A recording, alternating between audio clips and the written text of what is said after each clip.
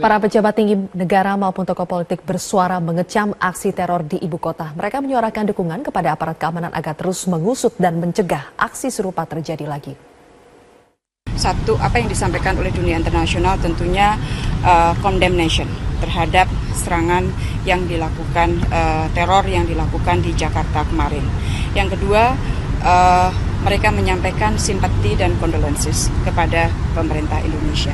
Yang ketiga, mereka mengapresiasi respons cepat yang dilakukan oleh aparat keamanan Indonesia dalam menanggulangi serangan kemarin. Dalam 3 jam semuanya sudah terkendali dan dapat memprevent terjadinya kemungkinan-kemungkinan yang lain.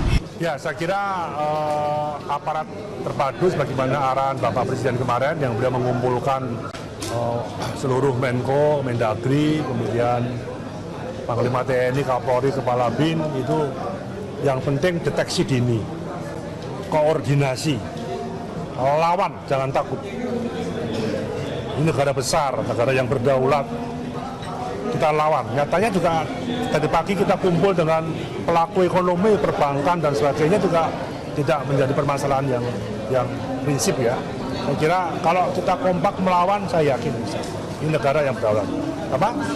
Korban arahan Bapak Presiden yang dirawat dibiayai oleh negara secara penuh.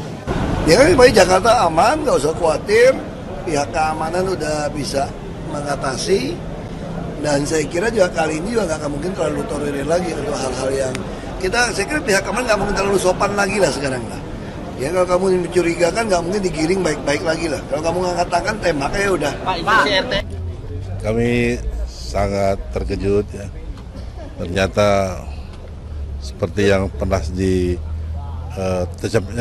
terjadi di luar negeri, kejadian di tanah air kita, aksi terorisme yang menimbulkan korban jiwa, luka-luka juga, sangat prihatin terhadap kejadian tersebut dan jelas sangat mengutuk tindakan apapun yang bersifat kekerasan, apalagi yang terencana dan ditujukan pada warga masyarakat yang tidak berdosa. Kalau soal bom ini tentu saya minta harus hati-hati semua karena situasi Saga 1 dan tentu kita terima kasih kepada pihak aparat penegak hukum yang begitu cepat. Tentu saya harapkan juga seluruh masyarakat sekarang lebih hati-hati dan kita harapkan pemerintah terus masih menyelidik. Pemirsa, meski suasana di kawasan Tamrin berangsur normal, sampai siang ini aparat kepolisian masih berjaga di lokasi ledakan bom di Tamrin. Untuk mengetahui suasana terkini dari lokasi, kita sudah bergabung dengan Humaira Balkis. Balkis, bagaimana situasi di kawasan Tamrin hingga saat ini? Zilvia, kawasan Tamrin saat ini santai dan aktivitas warga berjalan seperti normal. Kami tidak melihat, menurut pandangan kami tidak ada ketegangan yang menyelimuti area ini. Padahal 2 hari yang lalu ada situasi yang mencekam di area tempat saya berdiri saat ini. Pejalan kaki lalu lalang dengan santai sebagai jalan utama untuk menggapai tujuan mereka. Sedangkan pedagang di sekitar Gedung Menara Cakrawala dan Gedung Sarinah berjualan seperti biasa. Ini menandakan warga Jakarta cepat pulih dari kondisi yang mencekam pasca peristiwa ledakan dan baku tembak 2 hari yang lalu yang terjadi di sini. Dukungan dari warga Jakarta juga datang dari berbagai pihak melalui karangan bunga yang diletakkan di depan Gedung Menara Cakrawala. Uniknya, Gedung Menara Cakrawala menjadi salah satu area seperti lokasi titik wisata yang menarik bagi warga untuk datang dan menghampiri langsung untuk melihat lokasi ledakan pada peristiwa hari Kamis lalu. Mereka juga mengabadikan momen keberadaan mereka di sini dalam potret kamera. Dan ada beberapa komunitas yang sengaja berkunjung ke sini untuk simpati dan empatinya atas peristiwa ledakan dan baku tembak yang terjadi hari Kamis lalu. Salah satunya adalah komunitas kreatif STJ. Mereka berkeliling kawasan Sarinah sembari membawa spanduk bertuliskan travel warning, Indonesia dangerously beautiful. Laporan dari Iwan SJP, salah satu koordinator atas komunitas ini yang berkeliling kawasan Sarinah. Kawasan Sarinah.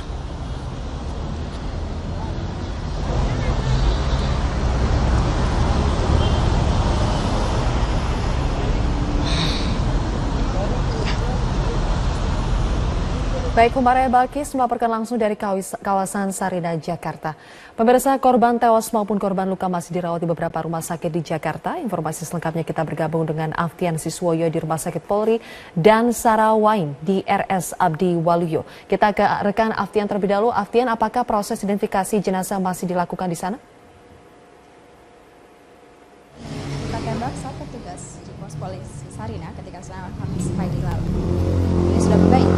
Pada saat kejadian, Aibtu Suhaidi yang bertugas di wilayah Sarinah Tamrin sedang membantu rekayasa lalu lintas dan mengalihkan arus kendaraan saat serangan teroris. Pagi tadi di Telantas Polda Metro Jaya, Kombes Pol Syabudin Satmamuji menjelaskan Aibtu Suhaidi kini sudah membaik dan sudah dipindahkan dari ICU ke ruang perawatan.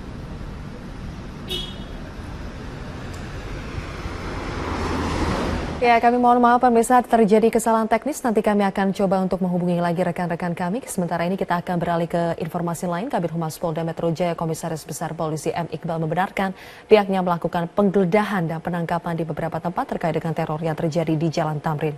Di Kampung Sanggrahan, Jakarta Barat, Polda Metro Jaya menggeledah 2 pelaku teror di Jalan Tamrin.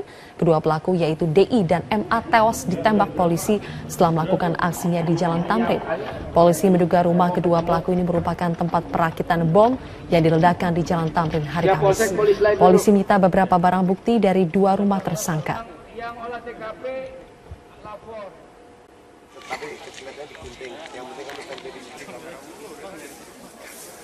Sementara itu di Rawalumbu, Bekasi, polisi menggeledah sebuah rumah dan menyita beberapa barang bukti. Sebelumnya anggota Densus 88 telah menangkap sepasang 2 orang yang tinggal di rumah ini pada Jumat siang. Menurut Ketua RT setempat, penghuni rumah baru 1 minggu tinggal di wilayahnya dan belum pernah melapor.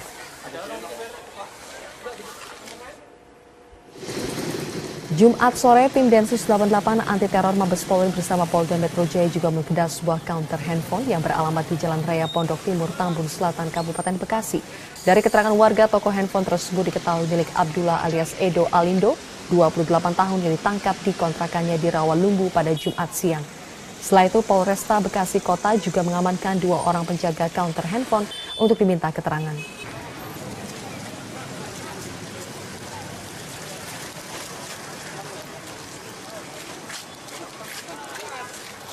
You taste it, you love it. Pemirsa, penyidik KPK menggeledah sejumlah ruangan di gedung DPR. Dalam proses penggeledahan, penyidik sempat terlibat perdebatan dengan Wakil Ketua DPR Fahri Hamzah yang protes karena penyidik melibatkan brimob bersenjata lengkap saat masuk ke gedung DPR. Saya tahu Bapak dipilih oleh rakyat. Ya karena itu Anda dipilih oleh perlu rakyat. mengerti etika kelembagaan. Tolong bawa sekarang brimob dibawa keluar dulu. Tidak. Saya yang mengatakan itu. Silakan Bapak boleh Mana menyatakan kepada Pamda siapa. tolong. Ya. Pamda tolong. Di sini ada pengamanannya, Pak. Kami sudah Di mendapat. sini ada pengamanannya. Silakan. Ya, silakan. Anda keluar. Kalau Anda nggak percaya dengan keamanan di sini. Tidak. Aksi adu mulut antara penyidik KPK dan Wakil Ketua DPR Fahri Hamzah berlangsung saat penyidik akan masuk ke ruangan salah satu anggota Komisi 2 DPR fraksi PKS. Meski diprotes oleh Fahri Hamzah, penyidik KPK tetap berpegang penuh pada surat tugas yang diberikan oleh pimpinan KPK. Ini aja, kita ngomong baik-baik di dalam. Silakan. Ya. Saya sudah ngomong dengan MKD dan Biro Hukum, Sekjen, ya. Saya sudah izin. Ya, Saya tidak ada urusan dengan Anda. Ini pimpinan, nggak mungkin nggak ada urusan. Ini pimpinan Saya DPR. tidak ada urusan dengan MKD. Saya urusannya sudah dengan Biro Hukum. Penyidik KPK pun memperlihatkan surat tugas yang mereka bawa. Akhirnya, Fahri Hamzah bersama seluruh staf fraksi PKS meninggalkan ruang fraksi. Penyidik KPK menggeledah sejumlah ruangan di DPR. Penggeledahan dilakukan terkait kasus tangkap tangan KPK yang melibatkan salah seorang politisi PDIP yang tersangkut kasus dugaan korupsi. Penyidik juga menggeledah ruangan politisi fraksi Golkar BS dan politisi fraksi PKS YW. Sebelum menggeledah sejumlah ruangan politisi, penyidik juga sempat melakukan penggeledahan di Sekretariat Komisi 5 DPR RI. Tim Liputan Metro TV. Ulah Fahri Hamzah yang berdebat dengan penyidik KPK dibela oleh Ketua DPR Ade Komarudin. Ade meminta pihak Polri tidak membawa senjata membantu petugas KPK yang menggeledah ruangan di DPR. Nah, atas kejadian tadi, ini tentu Pak Fahri harus menjaga marwah dari Dewan. Dewan ini adalah Dewan Representasi Rakyat Indonesia, lembaga demokrasi. Kita tidak mau, kata Pak Fahri, dan itu benar, lembaga demokrasi ini produk demokrasi diintervensi oleh misalnya ya senjata di situ, karena anggota dewan nggak boleh bawa senjata, tatipnya nggak boleh. Dan saya cuma ingatkan, saya ingatkan ke petinggi Polri, kaget dengan kejadian itu. Saya bilang silahkan mau geledah, silahkan, tapi jangan bawa senjata seperti mau memberantas menembak teroris. Jadi cukup. Kita beralih ke informasi lain. Ratusan warga di Kabupaten Langkat, Sumatera Utara berunjuk rasa di lokasi penambangan pasir dan batu yang berlokasi di Sungai Batang, Serangan, Kabupaten Langkat. Warga menghadang alat berat dan meminta tambang pasir untuk segera ditutup.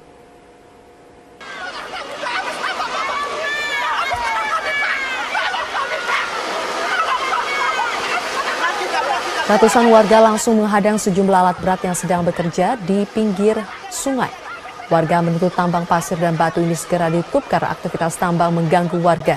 Selain suara mesin alat berat yang bekerja selama 24 jam, sejumlah tanah di kebun warga di pinggir aliran Sungai Batang Serangan amblas akibat penambangan. Tidak hanya itu, jalan desa menjadi rusak parah akibat banyaknya truk pengangkut pasir dan batu yang melintas melebihi kapasitas.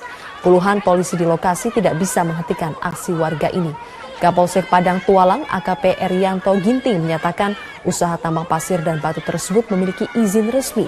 Namun warga tetap bersikeras agar tambang pasir dan batu ini segera ditutup karena merusak lingkungan.